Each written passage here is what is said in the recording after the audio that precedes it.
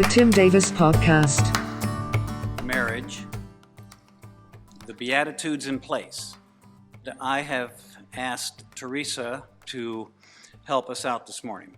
Let me give you a little context. You're going to find out a little bit about our marriage today. Let me tell you a little email exchange that Teresa and I had. It was about a song by Audrey Assad.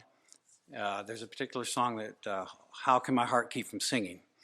And I sent Teresa an email about it. And I signed the email, your own, poor of spirit, mournful and meek, Tim. You might think that's odd, but hang on. Teresa writes back, and she says, I want you to know that I am also those things. I heard someone say recently in some sort of church message that is a good place to be because God's infinite supply of mercy and grace are only available there. She says also, we are there together.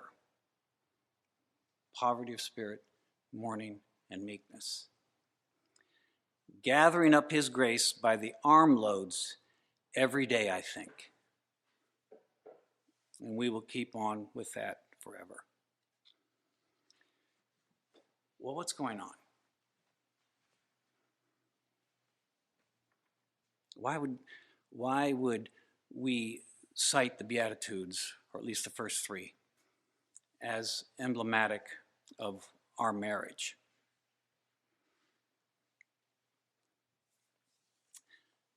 About a month ago, we had a little getaway. We went to a place called Cedar Falls. It's down in Hocking Hills. And we rented a cottage in the woods, and we had a great time. And on that campus, Cedar Falls, there is a restaurant. And it's an old it's an old house with logs with chinked walls and 100 or 200-year-old structure and wood floors, soft lighting. We were in there together for our evening meal. And I experienced something with my wife in that room at that table.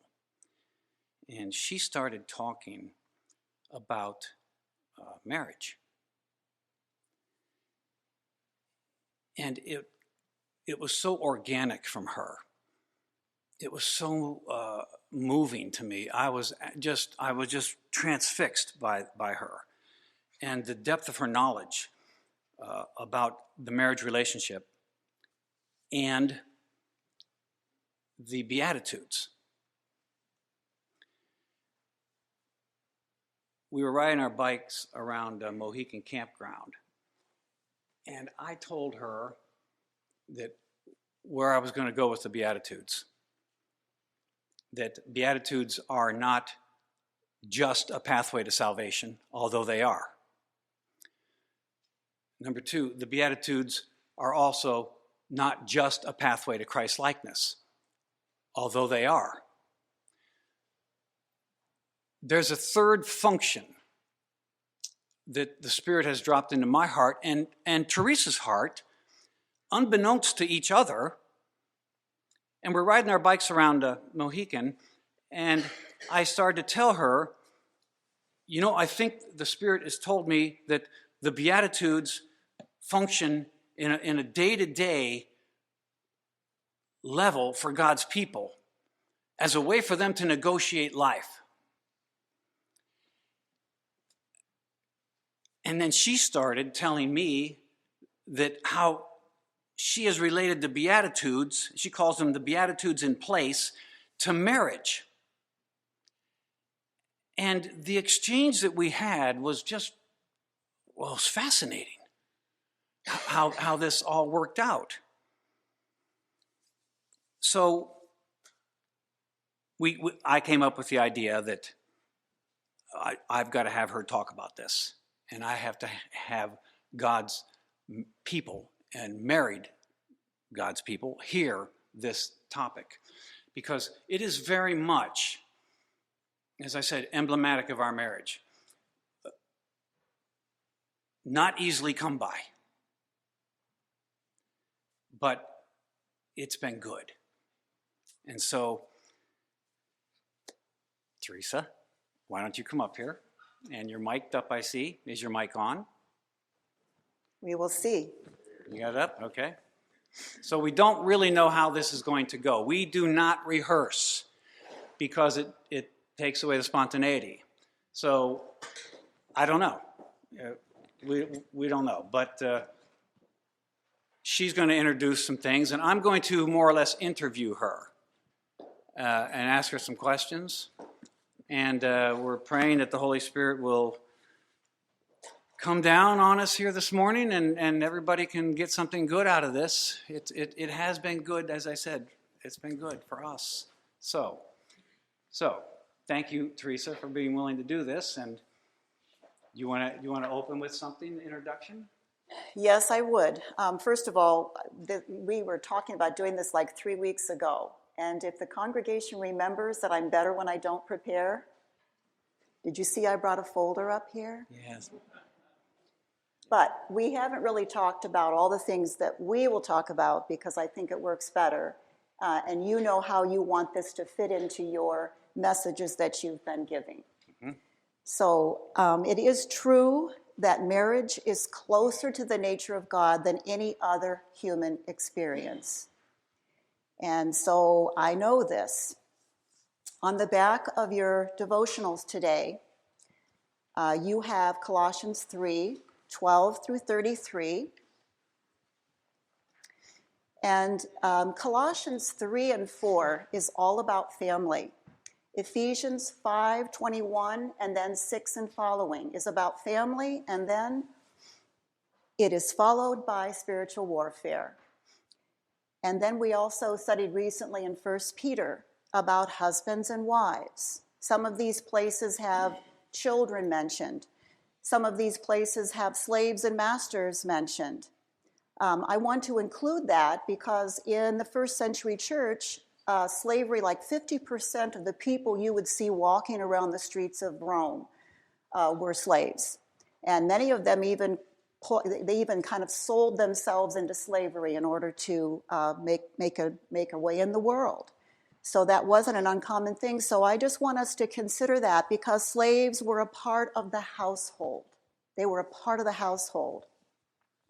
So if you'd like to follow along with me on the back of the bulletin, on Colossians 3:12 through 33, these are verses to ingest. And I'm also including, when I talk about the wives, the husbands, the children, the fathers, the slaves.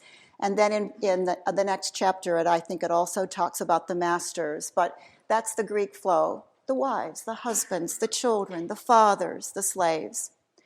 Therefore, God's chosen ones, holy and loved, put on heartfelt compassion, kindness, humility, gentleness, and patience, accepting one another and forgiving one another if anyone has a complaint against another. Just as the Lord has forgiven you, so you must also forgive. Above all, put on love, the perfect bond of unity, and let the peace of the Messiah, to which you were also called in one body, control your hearts. Be thankful. Let the message about the Messiah dwell richly among you, teaching and admonishing one another in all wisdom, and singing psalms, hymns, and spiritual songs with gratitude in your hearts to God. And whatever you do, in word or in deed, do everything in the name of the Lord Jesus, giving thanks to God the Father through him. The wives, be submissive to your husbands, as is fitting in the Lord. The husbands, love your wives and don't be bitter toward them. The children, obey your parents in everything, for this pleases the Lord. The fathers, do not exasperate your children so they won't become discouraged. The slaves, obey your human masters in everything. Don't work only while being watched in order to please men, but work wholeheartedly, fearing the Lord. Whatever you do, do it enthusiastically as something done for the Lord and not for men, knowing that you will receive the reward of an inheritance from the Lord. You serve the Lord Christ, Jesus Christ, for the wrongdoer will be paid back for whatever wrong he has done, and there is no favoritism. And then if you look inside the devotional, there is the Ephesians 5:31-33. And that is probably one of the main ideas that I'd like you to keep in mind as we talk about these things today. A man will leave his father and mother and be joined to his wife, and the two will become one flesh. This mystery is profound, but I am talking about Christ and the church. To sum up, each one of you is to love his wife as himself, and the wife is to respect her husband.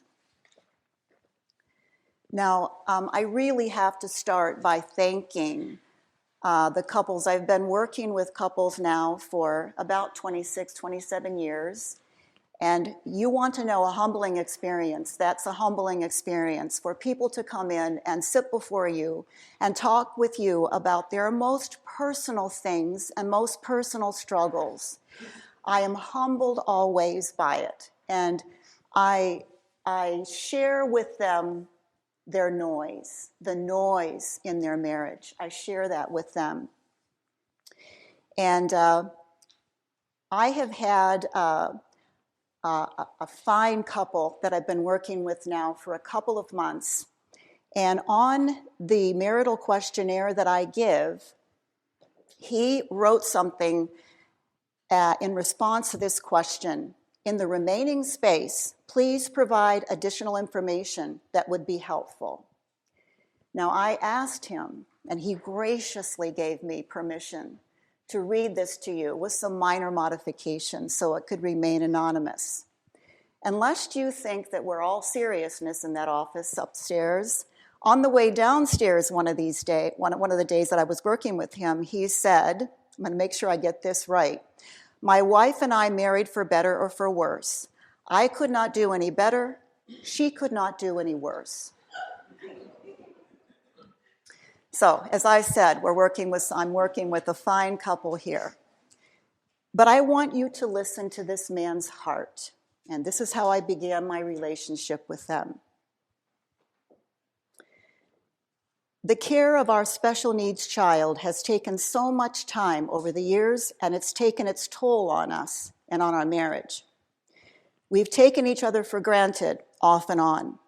I've strayed, but was never unfaithful until once last year. As soon as it happened, the magnitude of my mistake hit me in the heart.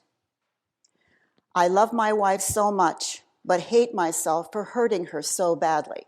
This time especially, but all through our lives when I was inattentive or insensitive to all she goes through day to day. How she can still love me so much is a mystery to me, but I am so thankful she does. And I want to do what I can to redeem myself to her and to me and make our relationship strong, like it should have been all this time.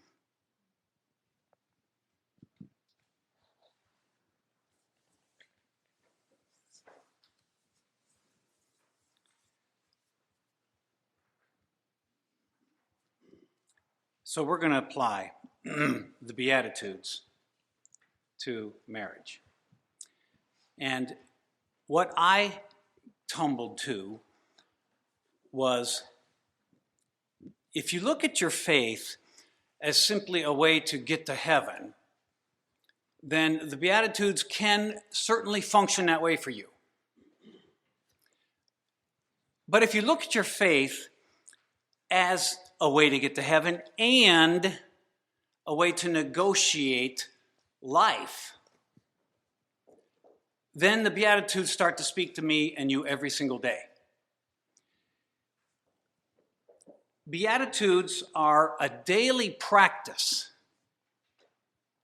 That's why we call them Beatitudes in place. The Beatitudes are a daily practice that we bring through the Spirit in order to deal with circumstances, situations, and problems. The Beatitudes become a way of life. The Beatitudes become a way to think. The Beatitudes become the way to problem solve. And to understand the Beatitudes and to understand what I hope that Teresa and I are going to bring out here today, remember that the Beatitude characters, think of the Beatitudes on the left side of the page, and then on the right side of the page are the blessings, okay? On the left side of the page are the character changes that occur in us by the Spirit, that are created in us by the Spirit when we give a proper response to that Spirit's conviction and teaching. And then Jesus says, if the Spirit does these things in your life and changes you, here's what you will get. Here is the blessing that you'll have. So we know that the beginning of the Beatitudes are poverty of spirit, mourning, and meekness. And Jesus said, if you have poverty of spirit, what's the blessing that's attached to that? Well, the kingdom of heaven is yours. And then he goes on to enumerate all of the character changes that happen when we submit to the Holy Spirit's work in our lives. The second one is if you mourn, you're going to be comforted. If you're meek, you're going to inherit the earth. If you're merciful, you're going to receive mercy. If you're pure-hearted, you're going to see God. And if you're a peacemaker, you're going to be called the sons and daughters of God. So we look at the blessings. Now watch this. The blessings on the right side of the column are all of the resources that are available to God's people to deal with the stuff in our lives. And there's a lot of stuff in my life. I mean, you've got things that you don't know what to do with. And instead of imposing your way on those things, try the beatitudinal sequence to deal with that stuff. I mean, you come to God and you say to him, I don't know what to do with this. Here's the situation. God, I'm helpless. I don't know what to do. That's poverty of spirit. And when you do that and you approach your life that way every single day, what you will experience, what you will get is the blessings in order to deal with those things. Tracking? So when Jesus said, the kingdom of heaven is yours, he then lists, the next blessings that he lists are the resources available to you and to me to deal with things. The resources are comfort. The resources are you're going to inherit the earth. In other words, that problem that you're wrestling with, when you are meek, when you don't demand your own way, do you know what happens? That problem is dealt with in a way you could never possibly imagine or come up with. Jesus said, if you're meek, you'll find out you will actually inherit the earth. The problem you're struggling with is going to be dealt with by God. Because what we do with problems and what I have done is I approach them with my righteousness. Do you do that? I approach them with my solution. This is the way that it should be. And that is opposite to the Beatitudes. And when I do that, I do not have access to those blessings. I do not have access to the resources of the kingdom of heaven. This is what we need. This is what God's people have given to us as blessings to deal with our problems, our circumstances, and our situations.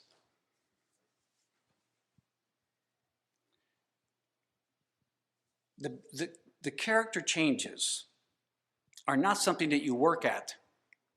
And this is important. You do not work at being merciful. You do not work at having a pure heart. You do not work at being a peacemaker. The character changes occur in us as a gift of the Spirit by our proper submission to the conviction and the teaching of that Spirit. So, you heard how we signed our email. Your poverty of spirit, mourning, and meek, Tim.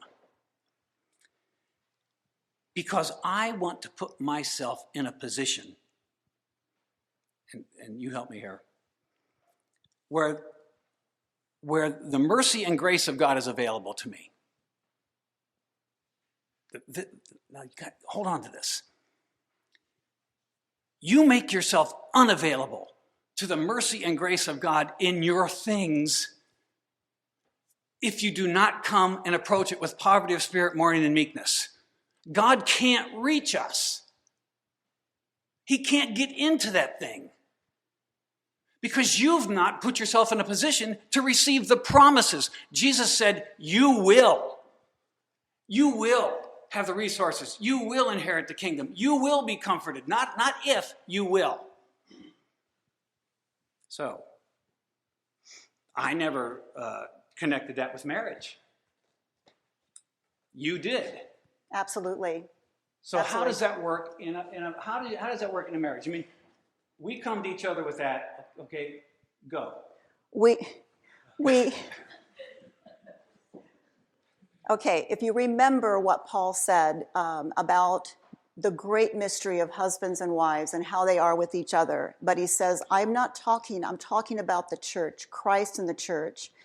So therefore, let me just talk a little bit about marriage, and then it'll fit in with what you are saying about someone's relationship to God. Because if you believe that, that God, the relationship we have with God is mirrored in the marriage, then you are drawing closer to God if you draw close to your spouse. You know, you said that yesterday, and it was very interesting to me because I've heard you say that couples focus on the marriage.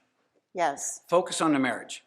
And you know, if couples have trouble, they'll come into me with trouble of all sorts. Okay. If they are married, I say, focus on your marriage. Focus on God, focus on your marriage. Not focus on the problem. We will talk about the problem. I would not be a very good counselor if I didn't, but I must tell them, focus on your marriage. Because that marriage they're taking with them, you know, they don't need me then. You know, they have each other. But if I can say some things about the Beatitudes that just lit up my imagination. Yeah. If we think about poverty of spirit, mourning, and meekness, that brings us into that place of grace where we hunger and thirst for God's ways. And the result is, as you say, a character change of a merciful heart, a pure heart, and a peace-seeking, peace-making heart. Is that not what you want in a marriage? Is that not what I want to help couples do? So I loved your hinge idea, because if we have those first three, like we signed our emails to each other, if we have those first three in place, then the hinge is securely fastened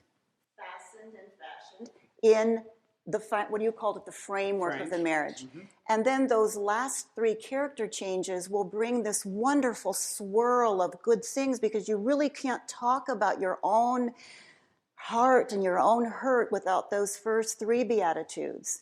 And you really can't even listen very well or helpfully if you are not merciful, pure in heart, and just, you know, seeking peace. And it just keeps, it's just like a beautiful, right? It's just a beautiful system. Yeah, well, I don't trust you to come to, I'm just hypothetical. You're hypothetical. Hypothetical. I do trust her. But in order for me to come to you with poverty of spirit, mourning, and meekness, I mean, that's an exposure of myself. Yes. And that's humbling, and that's risky, because how do I know what you, the listener, are going to do with that? How do I know how you're going to respond? Okay, you said about one of the gifts, I like how you said that the resources are the gifts. The resources, and one of the resources is you will see God. Okay, so in my mind, if I can help a couple, I think this is one of the things I told you in the restaurant. So I'm older, I have been practicing a long time, and I have learned that when I see a couple who have somehow lost their gaze for each other, that probably was there earlier on, depending on how long ago they've been married, then I know what I need to do is to help them shift their gaze, not to me, but to each other. And sometimes, as what this gentleman wrote, sometimes we watch Star Trek. Sometimes it needs to be like warp speed to get them out of a bad orbit. Okay, there's things like unfaithfulness and some kind of an addiction, or and there's also I'm bringing in all those receptors. See, this is how my mind works. Yeah. The receptors in people's minds are filled with hobbies and, you know, maybe credentialing, academia, things that look good, but they've lost their gaze for each other. So I learned in my training and probably the most part of my counseling, I would pull out all these really neat techniques that I learned. Now they work, they're good, and I would teach counselors to those things because they need to know them. That's not warp speed. So here is where Rocky comes in, okay? Rocky came down to our house one time, and he was fixing something electrical in our house. But here's something that Rocky did that I have never seen. He didn't switch off the main power. And he was there fiddling around with these wires. And I said, Rocky, what in the world? Should I go get the first aid kit? And Rocky said to me, if you know what you're doing, you're okay. Okay, so here's what I have learned to do in my later years, and part of it is because I don't have time to waste, and I don't know how long I'm going to have a couple, so I don't waste time anymore. I go straight to warp speed in the beginning. So gosh, I just lost my train of thought. I knew that was going to happen. Okay. Oh, power, I got it. Power. I got it back. Okay. I was thinking about electricity, and we didn't have any last night, so I got all mixed up. Okay, I let the couple dance in front of me. They do their marriage dance in front of me. Does that make sense? What do you mean marriage dance? I don't ask them, okay, what's the problem according to your perception? What's the problem according to you? Because that's just talk, right?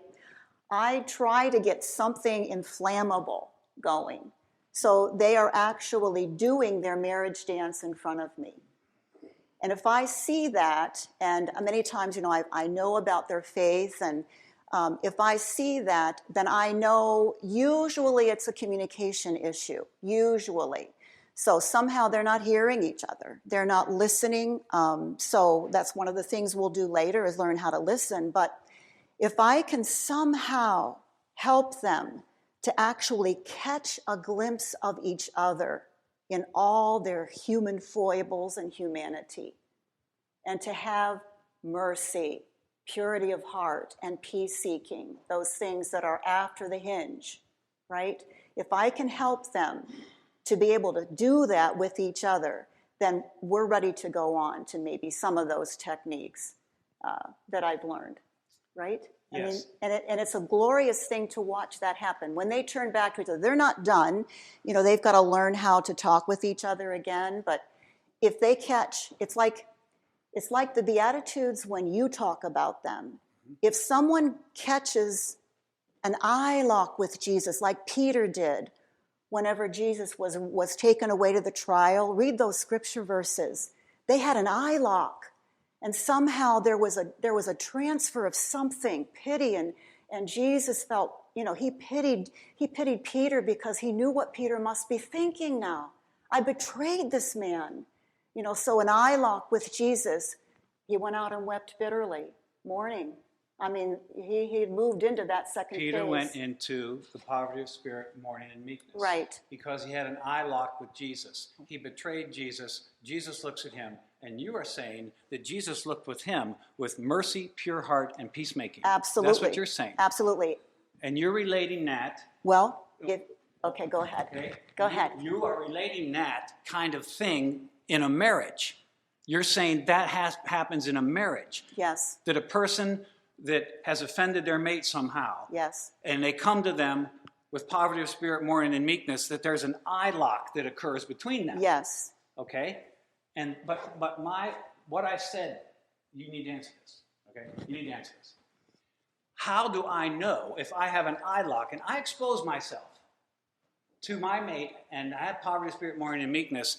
I have to trust that they are going to respond that way. See, so what about that? Okay, well, one of the books that I really like to use is Eggerich's Love and Respect. And one of the phrases that's in there, first of all, you do whatever it takes. And then you just endure. You are patient endurance, because it's not going to turn overnight. But I guarantee you that if you are turned, if your gaze is turned back to your spouse, it might take a while, but your trajectory, the journey that you are on together, or at least your own journey, which will mean the marriage will change, you are headed to a new place. I want to talk about receptors, because we talked about that when we were studying the Beatitudes, and I said that if you have poverty of spirit, mourning, and meekness, that the fourth Beatitude is then your receptors are unblocked and they're open and you're hungry and thirsty for God. But I also said there's a danger there, because those latent unblocked receptors are now seeking the Spirit of God. But other things can counterfeit God. Yes. And they can fill up those receptors. And we went over those, like prophecy and academia and theology and the church experience itself. Now, in marriage, you listed some things here that fill up receptors, that can fill up the other person's receptors instead of their spouse. So, Yes. Do you want to hear what you said, or should I read them to you? What I said there, you Yes. can read it, because Okay. it's probably better than what I'll say now. So you said, how do you clear your receptors? Because a husband and wife should be hungry and thirsty for the other one, right? Yes. For the other one. And you said, what can fool those receptors? You said big ones. Pornography, affair, internet relationships. Those are big receptor. They can fill up the husband and wife's receptor. You know what one of her big things is when we go out to eat? You know what bugs the heck out of her more than anything? My goodness. Okay. Oh. We're sitting at a table. Oh, Yeah, we're talking, and we look over next door to a couple, and what are they doing? Right, both of them staring at their phones. it was their anniversary. It was their anniversary. was their anniversary. And I overheard. you said you were going to go over and say I something. was so to them. close. I was so close. Okay, so that was just an aside, but those are the big ones. Now, you said seemingly safe ones. Yes. Seemingly safe ones that can interfere with you eye-locking with the spouse. Yes. Would that be right? Yes. Golf, exercise, hobbies. Mm-hmm. And then you said you want to give the example about that online. yeah. Talk about that. There have been examples, and I'm just not savvy to all of this, but a wife was concerned because her husband, I don't know how many times a week, he would do some kind of an online bike trip, and which is probably sounds innocent enough, but there was a group of people that did this periodically through the week, and there were women and men mixed, and they would say things like, "Good job," or "Proud of you," or "Good to see you today." And she was upset with this. Now, I would be too, but I didn't say that. But if she's upset with it, he ought to be upset with it, right? If he knows that she is. So that was an unhealthy thing for them. So that was filling up. Definitely. The receptor. Definitely. Okay, that you had even good-looking ones you have here. Advanced education, professional credentialing, and then theology and apologetics. Anything, what are you saying there? Are you saying that the couples shouldn't have outside interest? Or No. What are you saying?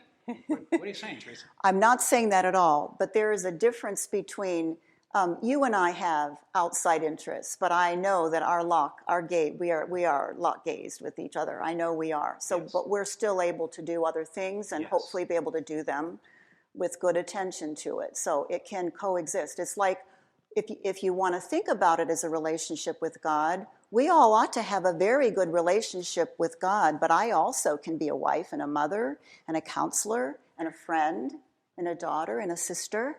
I can also do that when I maintain that relationship with the Lord. Mm-hmm. So it's almost like, I don't know, the foundation.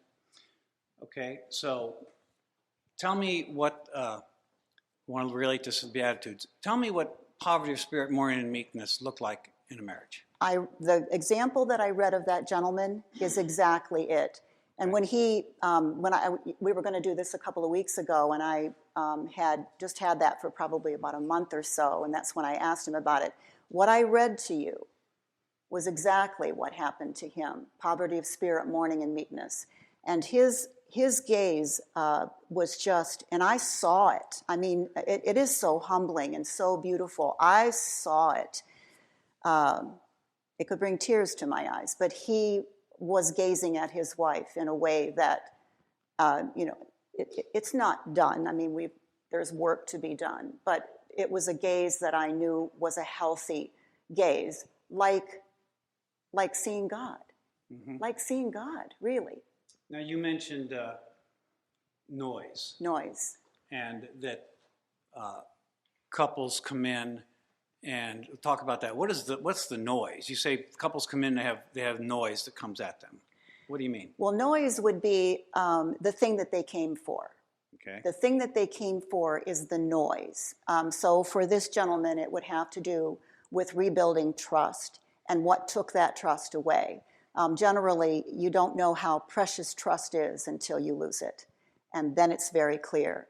He knows now how precious his wife's trust was. That is the noise. But here's the good news for everyone.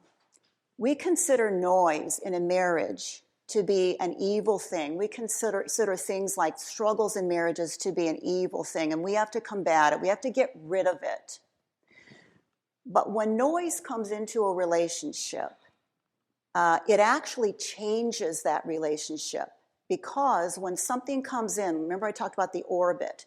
You're in a bad orbit somehow, and then something big happens in your relationship, and it even could be an untimely death. It could be unfaithfulness. It could be something, and it rocks that relationship. What that does, and what I love to watch happen, and what I try to facilitate, because I have a peacemaking heart, peace-seeking heart, what that can facilitate is a reorganization of that whole system. That whole system. So the noise that is introduced into the marriage actually can serve to reorganize the marriage in a good way. Is that not cool? Everything is redeemable. Absolutely everything is redeemable. So you don't get rid of the noise.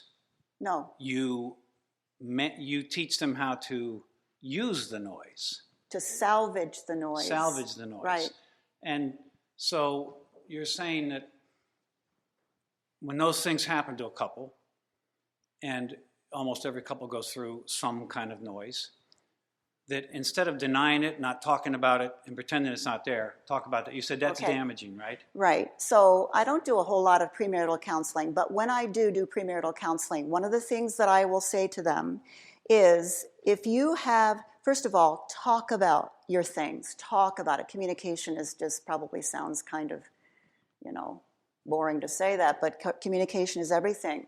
So I say to them, talk about it. If you don't talk about it, you will never develop a more complex, healthy, able to manage anything strong relationship. So talk about it.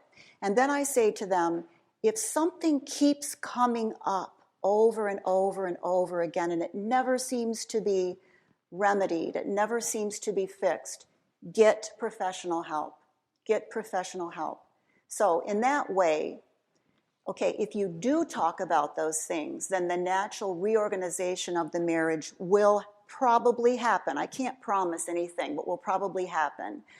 If you don't talk about it, what will generally happen is resentments will build and build and build, and then they will just explode at a certain time, right? Yes. Everybody knows Yes. what I'm talking about here.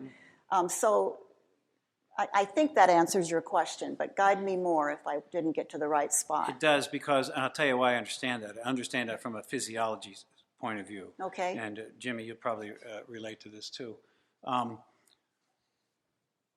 When our bodies are beset by noise, and I mean disease or infection or whatever, if you allow the immune system to reorganize and deal with that, the body is much stronger and able to withstand the next onslaught. Right. The worst thing, and what we rush in to do, and I don't think what I want to get at, don't just take the symptom away, because that stops the reorganization of physiology. And you're saying, don't take the symptom away, right? Well, we had a talk about that up here before. You're fixing the person's actual as their potential. Yes. Because you're stopping the growth. Now, what I think is great is the Holy Spirit will bring it around again if it's important, right? Yes. They'll bring it around. But if you interrupt the holy interrupter, don't do that. Don't interrupt the holy interrupter. So that's physiologically also true, isn't it? Like when you break a bone, I'm pointing to the bone that I broke. Isn't it true that this arm's bone is stronger? Yes, it is. So our job and my job in healthcare is not just to manage the symptoms. My job is to strengthen the host. Yes. So that come what may, the host is able to deal with it. And you're Right. saying that in marriage. Absolutely. Salvage the noise, redeem the noise. The noise are the things that bring them into my office, right? Okay. And I salvage that somehow and help them to get back to, because what is exciting to me is just the beatitudinal ladder and how that, it just helped me to see what I'm doing with people. You see that happen. Well, it's the noise that takes you to poverty of spirit, mourning and meekness. So it's the noise. The noise takes you to the bottom there of the rung, Right. poverty of spirit. Right. And okay, so how about the other spouse? Okay? Well, the noise affects both spouses, because you've told me in marriage, if one of the partners has a problem, it's a problem for both of them. Yes. Right? So the noise will affect both of us. And it takes us both down to poverty of spirit because we don't know what to do with this. Am I right? Well, that would be the best scenario, but I have watched, because I've been doing this so long, I have watched couples, it takes years sometimes years, and it's not easy. And please, I'm not saying that every marriage is salvageable. That would be unkind for me to say that. But I think a lot of times a marriage is savable if this process happens. I sort of think that it's more possible. How about if I say it that way? Is that kind? I want to be kind. I want to be thoughtful.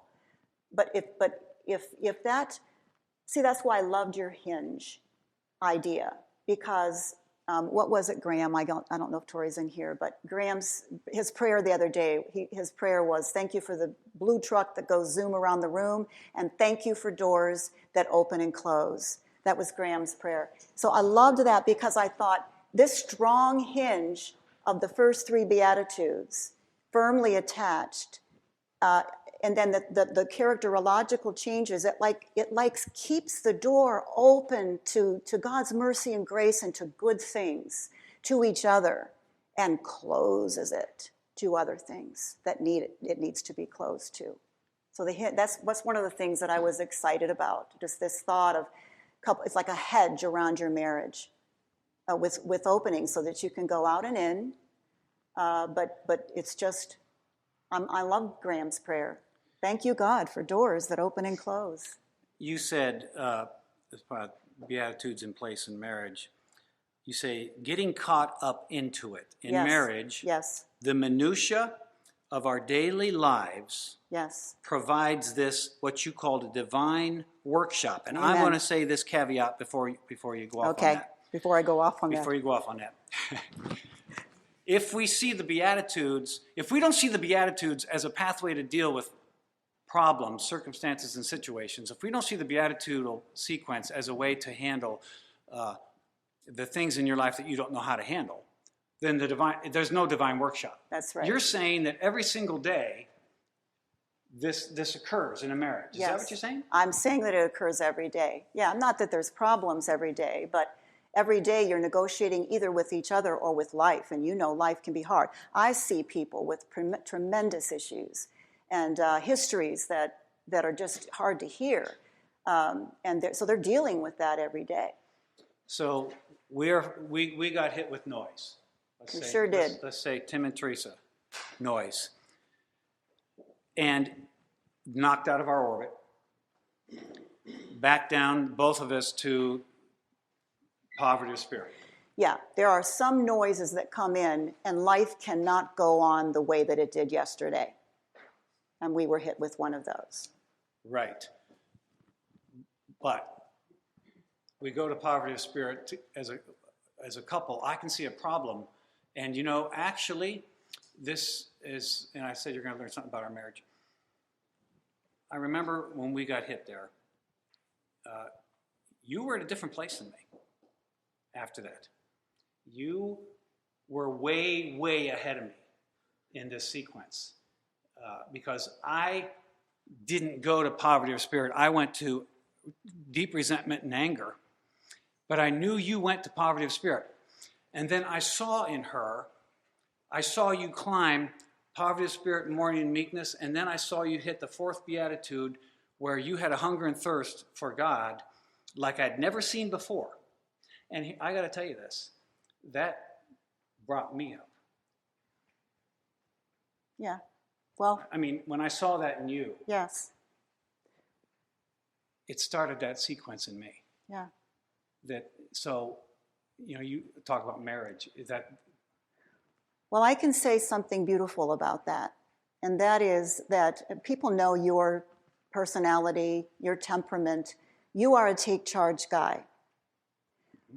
Up until that happened, you were the take charge guy. Mm-hmm. And then the unspeakable happened. Mm-hmm. You were no longer the take charge guy.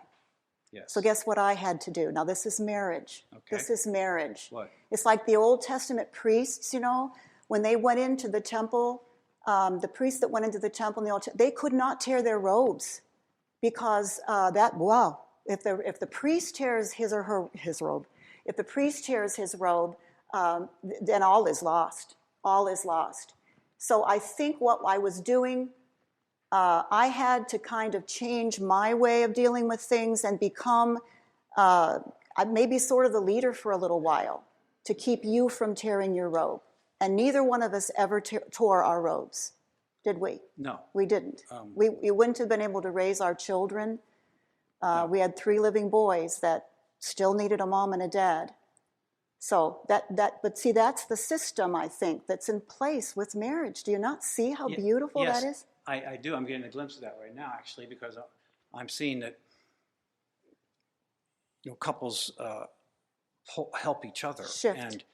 And had I seen you tear your clothes, I would have panicked. You would have. And vice versa. Right. I was almost seeing you tear your robe. Yeah. But that's what bounced me. That's what took me into a different orbit, a good orbit. I was able to somehow think, whoa, my hunger and thirst is for something greater because I'm seeing my husband. Oh my gosh, he's human. He's human.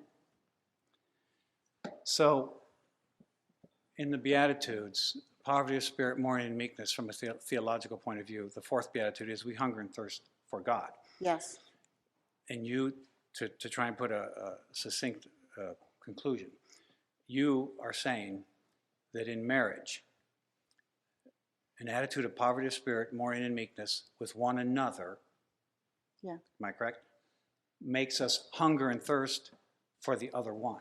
Yes. For each other. Yes.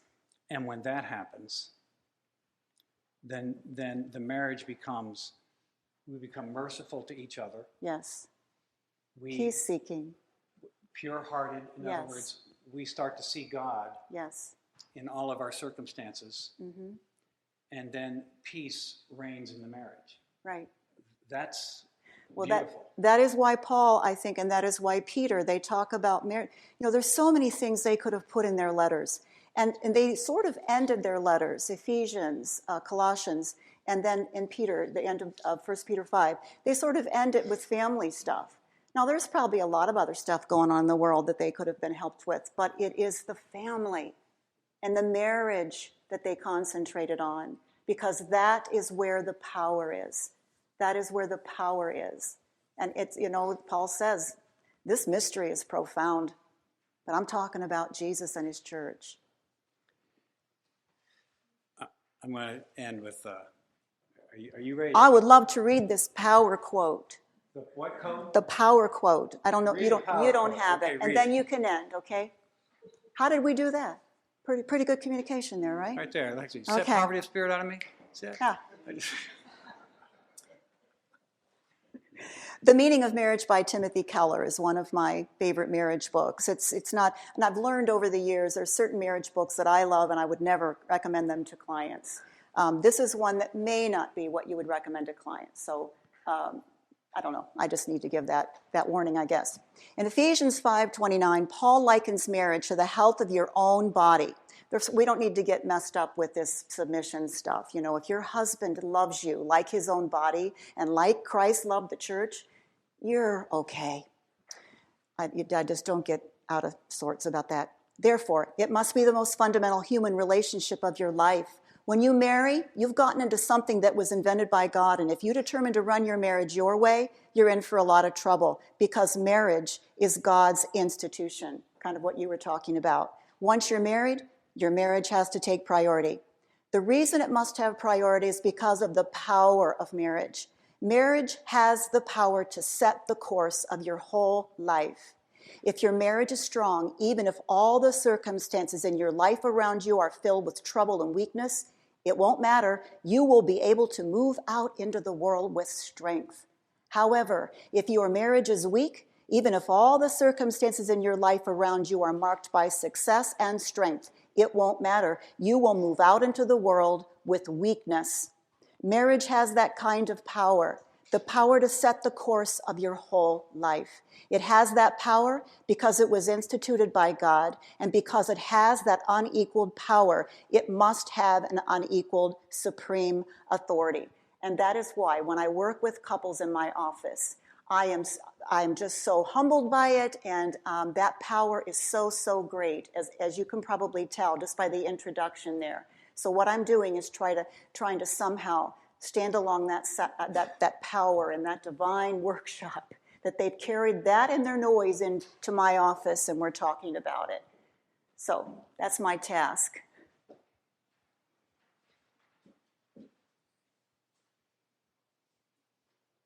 You read me a quote, I think is a good one to end on. Okay. From The Clown in the Belfry by Yes. Frederick Buechner. It is by speaking his creative word into the primordial darkness that God on the first day brought forth light. And here it is. Yes. And this really hit me. I read it to you at the restaurant. You read it to me at the restaurant. I was nonplussed. And it is by speaking and listening to each other that out of the darkness of our separate mysteries is brought to light the truth of who we are. Amen. And that requires poverty of spirit, mourning, and meekness. And a changed heart that is merciful, pure, and peace-seeking.